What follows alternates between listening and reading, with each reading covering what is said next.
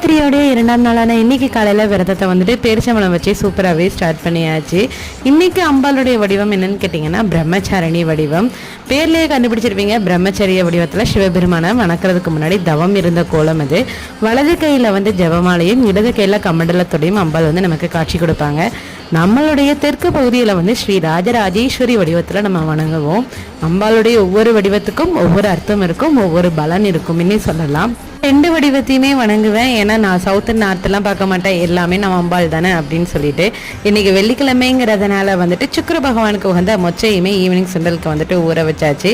அப்படியே 2வது கால பூஜைக்கு வந்துட்டு புளியோதரைக்குமே வறுத்து திரிக்க போயாச்சு. வாங்க நம்ம வந்துட்டு பிரம்மச்சாரணி தாயாரோட மந்திரம் பார்க்கலாம். ஆனா கரபத்யாபாம் ஷமலா கமண்டலு தேவி பிரசீதது மயி பிரம்மச்சாரிணி அனுத்தமா அப்படின்னு நம்ம சொல்லி வந்துட்டு 6 மணிக்கு மேலே விளக்கேற்றிச்சு வணங்கும் போது மன அமைதியோடு சேர்த்து அதிர்ஷ்டமும் கைகூடும்.